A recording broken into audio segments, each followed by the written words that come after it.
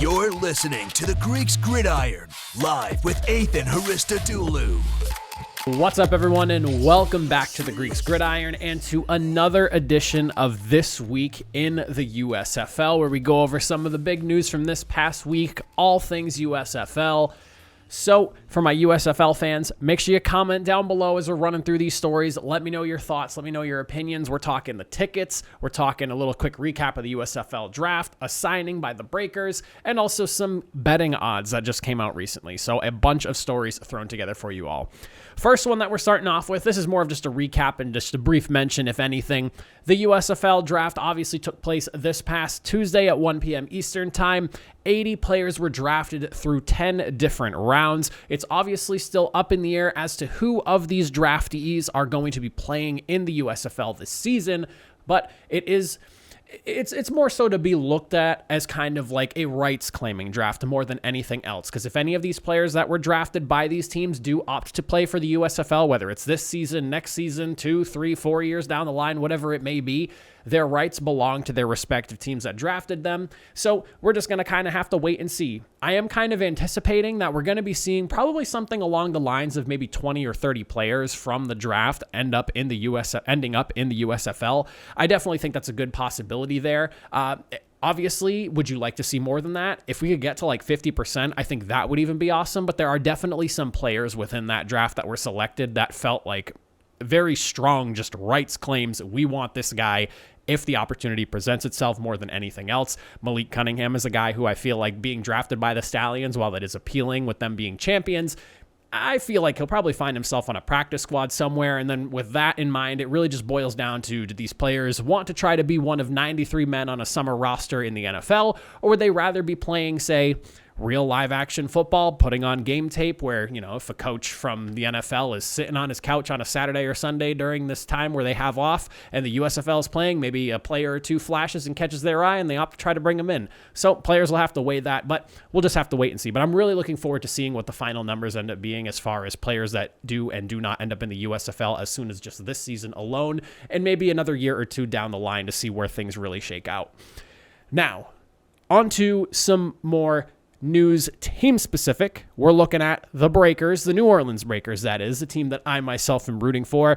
They went ahead and signed quarterback McLeod Bethel Thompson on Wednesday. He's been playing in the CFL for the Toronto Argonauts, I believe is how that's pronounced there.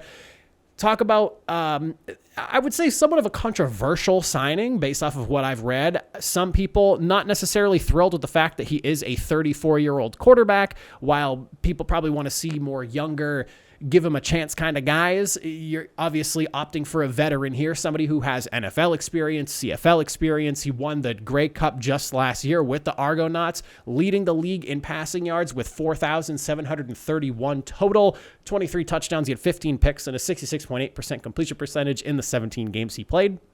I think that, though, when I look at the signing, whether he ends up playing for the team or not, and even if he does end up starting, while I understand that the USFL and even like the XFL, the idea is that these are somewhat developmental spring leagues. While they're considered professional football leagues, they are still kind of like a development opportunity league for these players to try to get themselves into the NFL. At least that's how the leagues kind of bill themselves as. However, they are still in the business of trying to win, and I feel like Bethel Thompson, with a lot of recent success as of late in the CFL and proving himself worthy over there, coming into the USFL, being a steady hand to help after the loss of Kyle Sloter for the Breakers, it kind of makes sense to me. And on top of that, let's say, you know, the Breakers carry 2, maybe even 3 quarterbacks on their roster, and it's a couple of young guys. Bethel Thompson might be the guy that's going to be able to, you know, kind of help them grow, maybe show them the ropes a little bit. He's been around the block for quite some time. I believe he was an undrafted free agent in the NFL all the way back in 2011.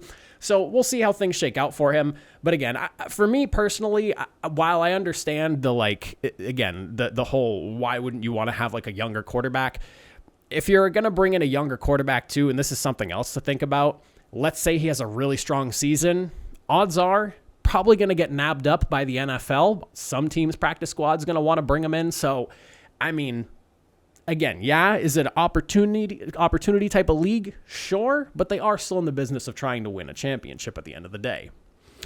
Next thing we're going to dive into here, and this was the big thing that came out yesterday for those of you maybe that are watching a few days from now, February 23rd on that Thursday. It was announced that the pricing for tickets for the USFL were going to be getting quite a discount. And I mean, to be honest, I wasn't really sure how things were going to look in season number 2 for the USFL, but these numbers are a lot lower than I thought, and I'm kind of game for it. We have 4 hubs now, so a lot of different locations for these teams to be playing in, and trying to make these games as accessible as possible, I think is paramount for this league's success. And the fact that you're looking at tickets that are as cheap as like $10 to get in, I think that's huge for the USFL. The executive vice president of football operations, Daryl Johnson, was quoted in the USFL article as saying, "The USFL is the best value in professional sports. We know how important our USFL football family is, and we know our fans feel the same way about their families. That's why it's so important for the USFL to make it affordable for families and friends to be able to enjoy our exciting games together in a fun atmosphere at any and all of our 4 USFL host stadiums." And then he later on was quoted as saying, "Fans will have unlimited ticket flexibility to exchange them, transfer them, or sell them. It's truly a fan-first offering and makes for a great experience." And I think that is key. People aren't going to be spending a ton of money on these tickets, and we'll talk about the pricing here in a second, but realistically speaking, you want something like this for the USFL, where if you buy a season ticket package for the number that it's going to be, and we'll talk in a second about that, and you realize I'm probably not going to be able to make as many of these games as I thought. Well, rather than just being like, yikes, I'm out of $100 and some odd, nope, you can go ahead and transfer them to somebody else who maybe is willing and thinks that they can make 7, 8, 9 of the games and maybe sell off a ticket if they don't want to go to that 10th game or whatever it may be. It'll be really interesting to see how it goes, but from the sounds of it, this was very much geared towards, 1, making it accessible to everybody, and 2, trying to make it as flexible. And it's clear by his statements that that's what they were looking for, and I love to see that. Now, let's talk about the season tickets, because this is the massive part of this.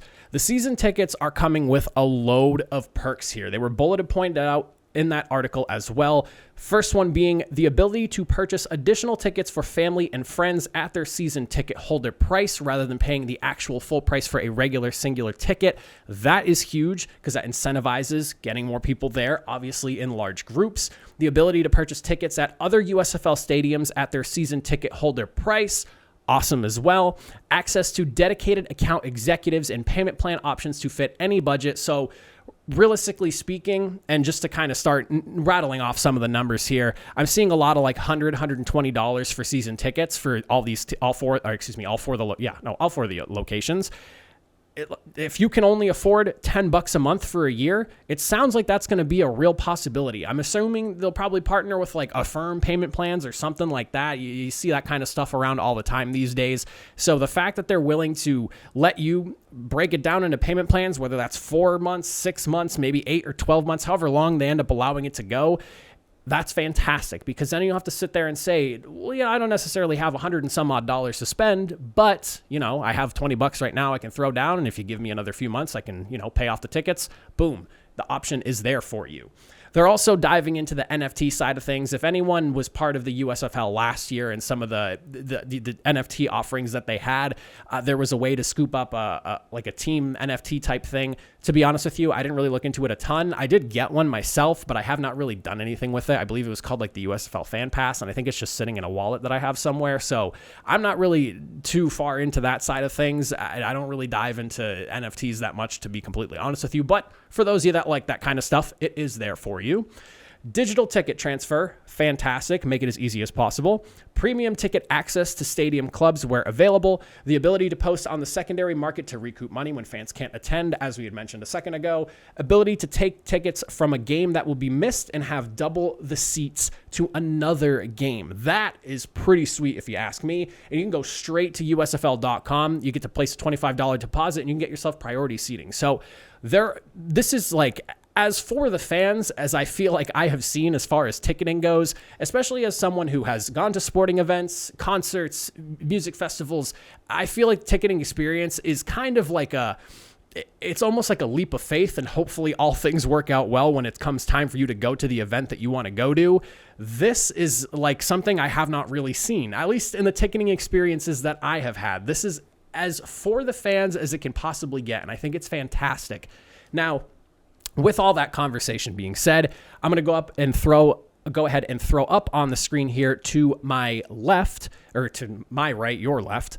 And you guys can see the different ticket prices for all the different stadiums and how it works out. Like I said, 4 locations, ticketing pricing does vary a little bit from team to team. The cheapest tickets do go to Ford Field, though. Their club season tickets sit at only $100. The other 4 teams are all sitting roughly at about $120 or so, it looks like, for the most part. And there's different variations. You're looking at club season tickets, sideline season tickets, end zone season tickets. There's also, I believe, midfield season tickets, depending on where you are going. So it just varies, and there's a few other options as well. Obviously, the ticketing prices vary roughly about $40 to $25 to $10, depending on where you're going to go for individual tickets. But those seem to be all roughly the same. It's really the season ticket prices that seem to vary, and it's not really by a lot. It just looks like Ford Field has a slight differential from the other 3, but for the most part, the numbers are all relatively the same. But I mean, super affordable numbers here. You're talking club season tickets, $100 to $120. And again, if you're allowed to put that into a payment plan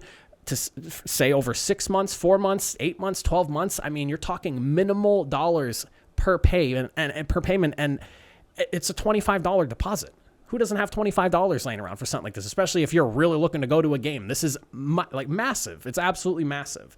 But I'm really excited to see just kind of how attendance looks this year. With the NFL kicking off, or excuse me, the XFL kicking off. It feels like the NFL with the way the NFL kind of promotes it. But the XFL kicking off, the attendance has been it was pretty hot in week 1. That Thursday night game that they just had last night was, with like 10,000 people or so, and they had like 20,000 seats that were sold, supposedly. So I'll be excited to see how attendance looks. I feel like year 1 was quite the success in Birmingham. Obviously, more so for the Stallions than anyone else, being the home team there. The other team games didn't necessarily have a ton of fans in attendance there. I don't think the numbers were very impressive, to be completely honest with you. But now that we're starting to see the expansion, we're in more locations. We have 4 home teams as opposed to just 1 home team and 7 visiting teams that are playing in the hub. I think attendance numbers should go up in the second year. And I'm really looking forward to seeing how the numbers end up shaking out. And then finally, the last thing that also came out here, and this is for you gambling fiends, the people who love to roll the dice on their money, the USFL Championship odds have been released. These are the first time I've seen these anywhere, and this is coming from Fox Bet Live themselves.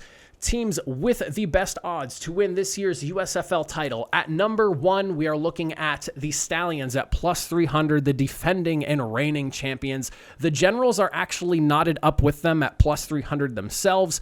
Coming up behind them at 3, we're looking at the Breakers at plus 500, the Stars at plus 550. Showboats are also at 550 as well. And then the number kind of starts to get higher from here on out. At number 6, the Gamblers are plus 600. At number 7, the Panthers are plus 700. And then at 8th, the Maulers are at plus 800. And I kind of find it funny that it goes 6, 7, 8, and it also is 600, 700, 800. I don't know if that's by design or if that just happened to be that way, but interesting stuff. Personally, I feel like if you're betting on the Stallions, the Generals, honestly, those top 4 teams, you're probably feeling pretty good about it.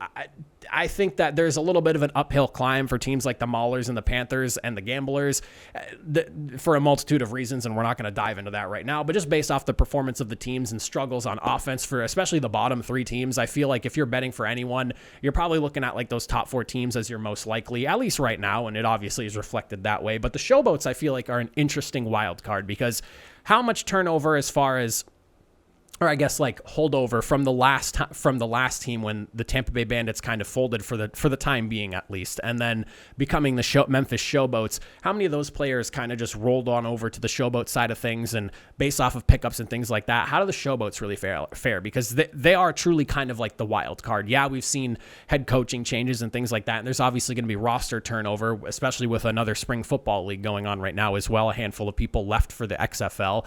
I will be very interested in seeing how the USFL Showboats fare. USFL. That's what their tagline is on Twitter. So I feel like that's what I know the teams as sometimes. The Memphis Showboats. How are they going to fare? I'll be really curious to see how things shake out. But that's it. All the news from this past week for the USFL. Again, comment down below. Let me know. What are your thoughts on the ticket pricing, on the betting odds. Breakers fans, how you feeling about the Bethel Thompson signing and the draft? Did you watch the draft coverage that was going on, whether it was through social media? The USFL podcast did an awesome job with their live stream that they were doing throughout the duration of the draft as well. How are you feeling about the team's selections, if you root for any specific team or just overall, whatever it may be? Let me know. I'd love to hear your thoughts and opinions, but that is it for me. I will see you all next time.